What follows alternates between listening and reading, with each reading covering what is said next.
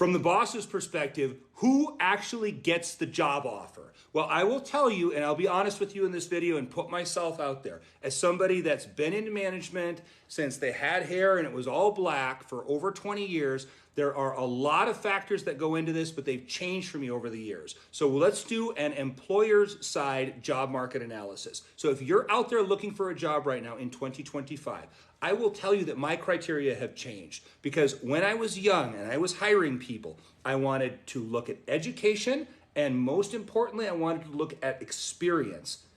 Now those two are actually near the bottom of my pile of things that I care about. Sound crazy? Let me tell you what I actually care about now.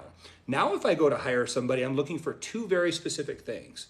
The first thing is, do they have the skills to actually be able to step into the job?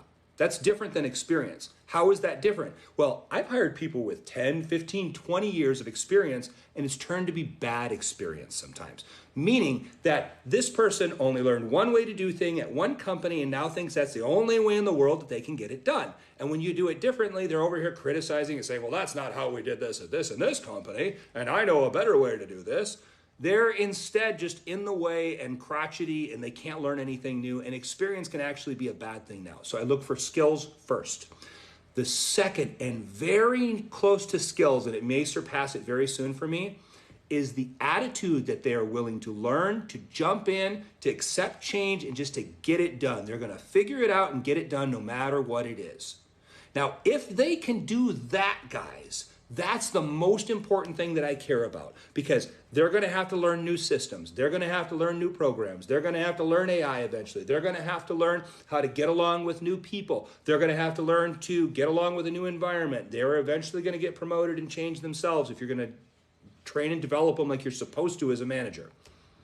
That person that can jump in and just learn stuff and figure stuff out and has the right attitude is 1,000,000% more attractive to me than somebody with a certain education or a certain level of experience now.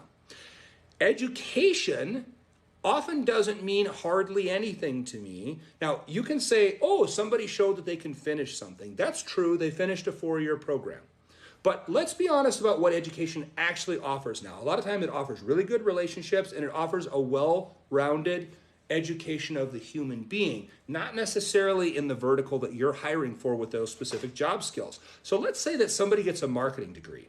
At most colleges in the United States, the marketing degree is taught by somebody who's only ever learned marketing in theory from a book. They've never marketed before.